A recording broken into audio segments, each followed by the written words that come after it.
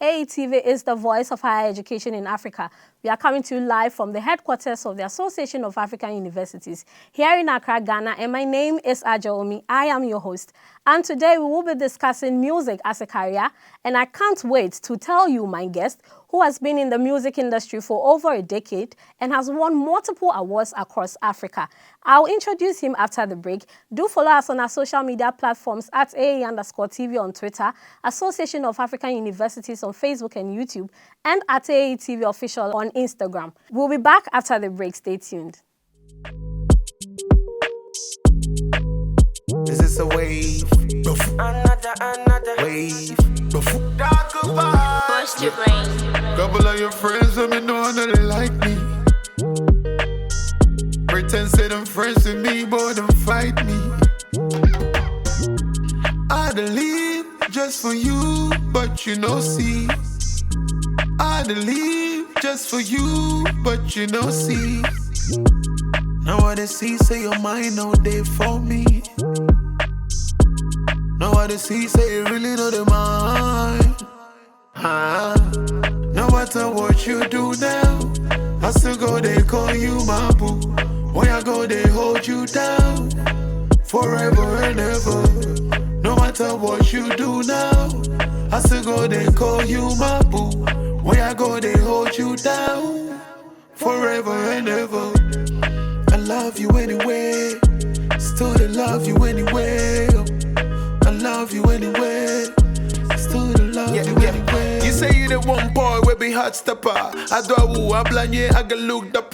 Listen to your gajine, no be improper. Near that I fuck with you, no what my jogger. Whoa. I'm at the pomona. Look at blow, but we get the formula. What's the soul of for now? Look at blow, but we get the formula. Couple of your friends let me know that they like me. Pretend say them friends with me, but them fight me. Welcome back. If you just tuned in, this is the CGC Show on AETV, and today we will be discussing music as a career path. My guest is in the person of Edem, who is a musician. He has worked actually for over a decade and has won multiple awards in Ghana and across Africa. Welcome on the show, Edem. Thank you, boss. How you doing? I'm so glad to have you here. I'm honored to be here. Feels like I'm with a legend. I don't think I'm there yet. You are. I don't think I'm there yet. I'm still a work in progress. Oh, I see. But I'm so thankful that you're able to make it. So let me just go straight to the point. What actually inspired you to start music? I say two things. Okay. One of the reasons I entered into music professionally was to be able to pay my school fees. Yeah, and the other reason, which may probably be the primary reason, is because I have love and passion for the art and the creativity. Okay. You know, I found myself around music most of the time. It's what was my happy place. It's still my happy place. Anything music, I gravitated towards it. I see. You know, and then later in life, I figured it's a way I could put myself back in school, do my diploma, and maybe pay my fees for other courses that I wanted to do. So these two things combined Made you decide to choose to do the music. And how has the journey been so far for you? It's very tough, very, very robust in a space where startups and young entrepreneurs or people who want to pursue their path find it difficult to get the right form of financial support. Yeah. But it's been worth it too. It has exposed me to a lot of things that on a regular you wouldn't be exposed to. Dignitaries, presidents, ministers, people of interest. It has opened doors, not for only me, but for people who are connected to me. So it's been also worth it as equally as it's been extremely difficult. Exactly. I see. So you have been in the industry for over a decade. Yeah. And you have helped young acts to also come up to be like you. Do you feel challenged in a way because probably somebody that you took, you in a way brought up may be at your level at like currently? How does that feel like a challenge for you? No, not at all. They are careers, and there's also destiny for everybody. Exactly. If you know your path, there's no way you will not be excited about another person's glory. And so if you are able to help somebody and they even do better than you, that is actually what advances society. If you developed a computer and then you teach somebody and the person develops the same computer, there's no progress. Of course. But if you're able to develop it to a certain extent and the next person who you teach also advances or adds something new, then that is development. And so I see it in a good light.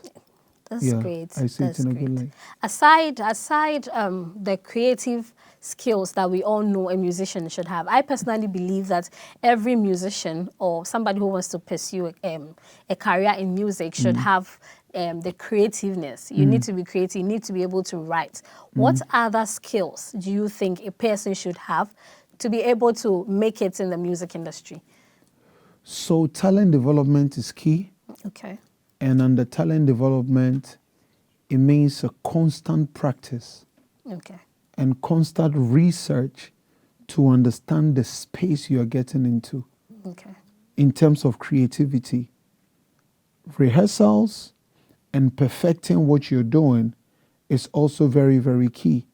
So vocal rehearsals, if you're a rapper, style, and finding out who you gravitate towards. If you're a singer, vocal trainings with some vocal coaches. If you want to be a good performer, you should study great performers on all levels. Then when you move from there, you should also have a very resilient spirit. And the I don't take no spirit, where there are going to be a lot of no's for you, but you have to keep going, because the thing about being a creative person is that nobody can believe in you like you believe in yourself. Because most of the time it doesn't come with a certificate. So you have to really prove your worth for you to get people to believe in you. So that is something that has to be taken seriously. Last but not the least, you have to deliberately and consistently network yourself, because knowing somebody whose father is a producer might get you in their studio. In that studio, you might meet Edem come to record, or you might meet another artist come to record. Building a good network with that artist might lead him to recommend you to somebody that I work with him, he's talented, or he's capable, or he's very ethical. And so talent development, networking, and constant practice is very, very important. Okay. But just like how we are able to identify doctors when you go to the hospital, you know doctors wear lab coats and all of that, and some other professions. How key is branding for a musician? So when you start on the unprofessional level, your branding is usually you mimicking people and imitating people. So in SHS, maybe you want to be like a book bag, or you want to be like an Edem. Then when you begin to evolve and find yourself, you need to carve a niche for yourself. And for branding, there are various layers to it. There is the personal branding. Personal branding, which will be your identity in terms of outlook. Maybe you like a scarf, or maybe you like a baseball cap, or maybe you like to walk barefooted like a mutabaruka, or maybe you always dye your hair. That is like a physical identity or physical extension of your brand. Your brand might also come in the form of beliefs. So you feel that your position, you want to use it to impact children education. Yeah. So every time you are passionate about children, Okay. or you're passionate about mothers. Also, another extension of your brand can be you're a slow talker. So when you get on interviews, you are not very aggressive. But this is what I say to people when it comes to personal branding. You should stay true to yourself. Because with time, when people know your true self, they accept you for who you are. Wow. Of course, with an improvement. Maybe you want to wear blue jeans every day. Yeah. That is true to yourself, but it doesn't mean that you wear one jeans the whole week and not wash it. So you should stay true to yourself. Yeah. Then there is also the branding of origin, where you want people to identify you with where you're from. So I go on CNN and I speak about Ghana, or Angelique Kidjo go on international platforms, Yeah. and she's so strong on African culture and believes that everybody knows that she believes in who she Yeah. is, she believes in women, and so these are the various types. Then, when you become bigger, you begin to have brand extensions, which might be your merchandise. Maybe you branch out into product lines that you might not be physically present, but somebody will wear a t-shirt and say, I feel like this is Yeah, Edem. Edem. Or somebody will say, this television I'm watching, it's something from so and so artist, or this biscuit I'm eating belongs to so and so person. So these are some of the layers that when you become professional, you begin to pay attention to. Yeah. You said that you, as you are trying to build your brand, Yes. you look at other people, the Yes. people that you look up to, you Yes. copy their style, Yeah. and then you make them yours. Yes. How do you do that? So music starts with love and passion. So you can determine the kind of music you love. Sometimes you can determine it because of the environment you find yourself. So maybe let's say you have an older sister who plays a lot of Westlife. So you might grow up liking a lot of Westlife. Okay. Or you have an uncle at home who plays a lot of Bob Marley and reggae. So you might grow up falling in love with reggae. But naturally, when you are given all forms of music, you find yourself gravitating towards a particular type. Immediately you begin to do that, you start doing things that you see that resonate with that type. Most people who love country music, the first thing they want is a guitar.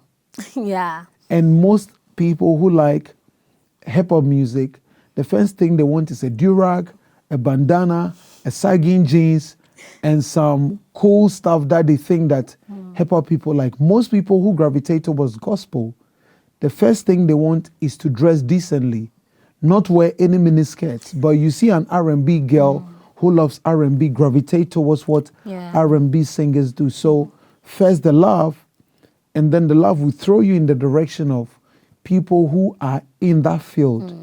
And then you begin to imitate them. So the genre has an influence. Yes, on it has your a choice big. of clothes. Yes, it has a big I see. influence for reggae lovers. Most of the time, you hardly see a top reggae artist without dreadlocks, Yeah. because the origin of reggae also has some roots in Rastafarianism. And so even though having dreadlocks is just fashionable, you didn't know that Bob Marley was a Rastafarian. Yeah. So you just like Bob Marley and his locks, and so you also go and do it, not necessarily because you are a Rastafarian, you might be a Christian, but Yeah. you think it's part of Yeah. that image of being a reggae singer. And then when you look at the hip hop artists, they like to dress very funky, they like to wear jeans, they like to look very urban. You find a lot of rappers doing a similar thing.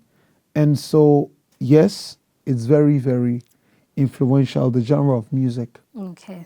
I would want you to talk more about the benefits and the challenges that you've encountered so far in the music scenes, but we'll do that after the break. Please stay with us. We'll be right back.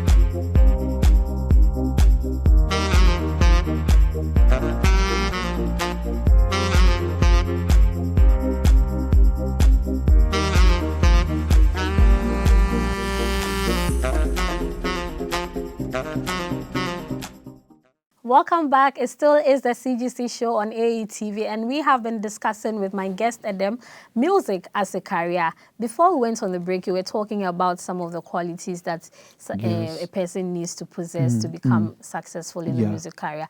I would want you to tell me how education impacts a person's decision in music. So, the basis of anything in education is to enlighten people. Exactly. Is to broaden your scope on various targeted topics. Is to also help you to be able to find solution to things on your own. This is what the intent of education is. Now, the music space has so many faculties that you wouldn't know until you become a big name. So when you become a big artist, you realize that you need legal advice. You realize that you need PR, which is public relations. You realize that you need to engage an A&R, which we call artist and repertoire. You realize that you need to market your product, which is marketing. You realize that you yourself, you are a product, which is a product that has to be understood when you begin to study. So what education does is that it puts you in a better position to be able to understand these things more clearly. So it's very, very key. Very key. It also gives you confidence because there are rooms that your talent to take you into. And if you're not educated, you can't stay in those rooms for long because you don't have a grasp over topics from politics to science to sports, and then you find yourself at a banquet with the president, and then conversations come up. Your confidence will be so low, you want the ground to swallow you, you know. And so when you are educated, it puts you in a better position to be able to engage even when there's a press soiree and you're supposed to speak. You know, you don't feel like having a running stomach because you're scared, because you know you have control and you be able to deliver and carry your message across. And I think education also helps you to do damage control when you do yawa. I would want you to talk about how key artist managers are in building a musician, because I see a lot of I can actually tell that if a musician has an artist manager, he or she goes farther than just running on his or her own. So how important is the role of the artist manager? So an artist manager is just a walking management department of a product company. I see. Because the artist is the product. So he spends his whole day making sure the product is visible, making sure that the product is relevant to the consumers, making sure that he's able to do things that will foster the growth of the product. So it's very tedious because the product itself, quite unfortunately, is also a human being and has emotions. So sometimes the product doesn't want to go and be on an interview because it's a human being. It's not like a bottle of water that you say, I'm going for an interview and no matter what. And so the manager has to micromanage all the human part of the person to make the person always come across as a product in a business. Then he's also like a liaison between the artist and all the other departments that creatives find themselves in. So he's like a liaison between the artist and the DJs, the artist and the media people, the artist and the promoters, the artist and financial people that you broker deals with. And so the work of a manager is quite a big field to play. And how different are they from the PR people in music? So the PR people, their main focus is to handle your public relations. So they control the perception the public will have about you through communication.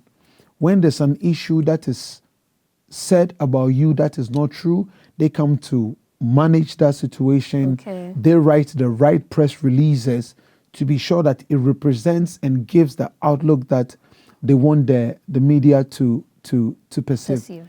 Even if it is a lie, PR has to make it look truthful.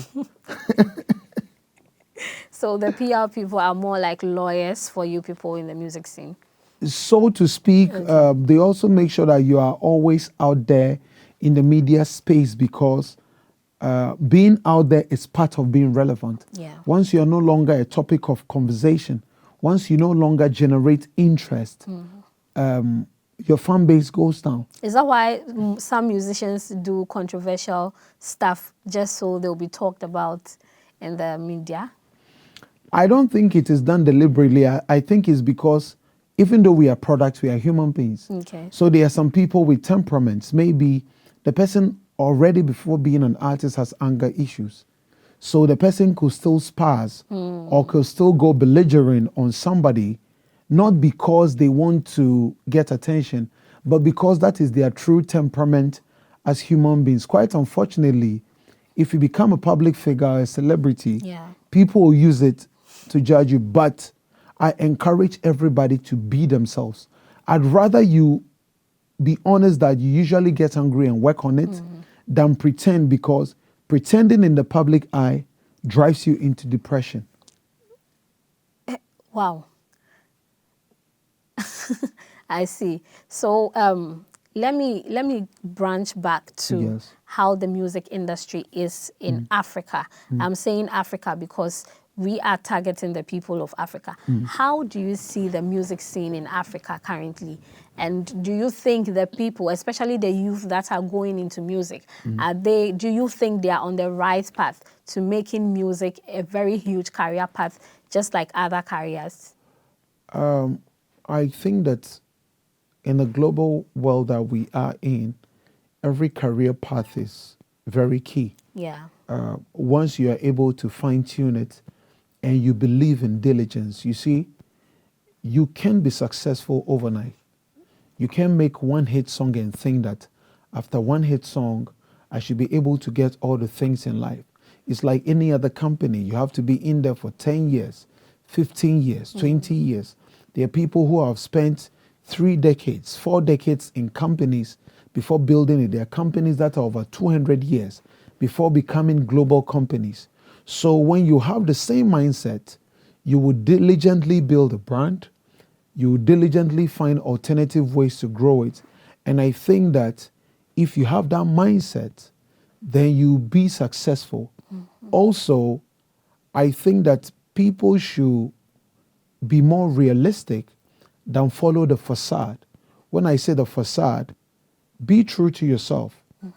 The fact that you're an artist in your first year of your career and you shoot a video in $1 million mansion doesn't mean that when you get your first paycheck, go and rent a mansion that is $4,000 a month so that people will perceive that you are still living that life.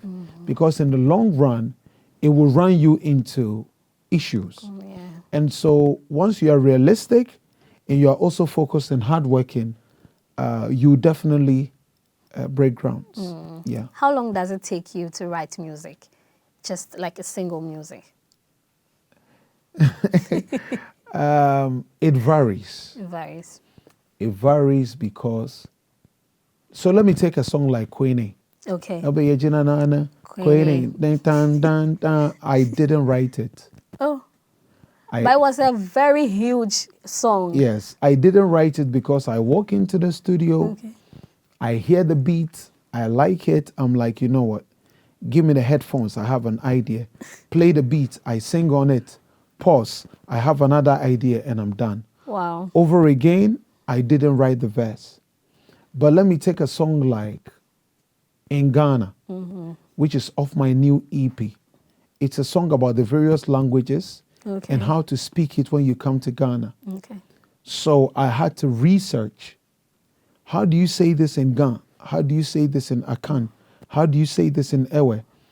What is the English word that will rhyme, with what you're saying in Ewe? So that needed a little more time. Okay. And so it could take me like 2 weeks to 3 weeks. And then there are some songs you also started, and then you just lose passion for it. And it can take months before you get back to it. So it varies. It always varies. What has been some of the challenging moments for you since you started music? So I think that one of them is breaking out, getting somebody to believe in you and be able to put you out there in terms of production and getting you on the right path. Outside that, I think the biggest challenge for any creative person in this side of the continent is finance, because we don't have clear-cut systems and revenue generation streams that have collected real data to show investors how they are going to make their money back, even though it's a big and lucrative industry. And so one of the biggest challenges is always raising funds to be able to do projects, but if you set your eye on something, you must continue to drive your way through. Yeah. How do you do collaborations with people from different parts of Africa, like different countries in Africa? Because mostly in Ghana, we work hand in hand with Nigerian artists, but we don't see Ghanaian artists working with the big names in the Eastern African countries and all of that. How do you think we should do the building the collaborations? So people have interest in various markets. Okay. Nigeria, without a doubt, is one of the biggest music hubs in the African sub-region. And collaborations with Nigerians opens easier doors to do features with other people, because virtually everybody on the continent wants a piece of a Nigerian artist. That is one. Okay. Two, sometimes it is easier to do collaborations with people that you meet on the regular. And there are many things that tie in Ghanaians and Nigerians, from some of the music shows where Nigerians are brought in to perform. And so my collaboration with MI from Nigeria was because him and I were an ambassador to the same telco company. Okay. My collaboration with Ricardo Banks and Shay and currently Davido is because we share the same space where they also like to make entry into Ghana, and we also like to make entry into Nigeria.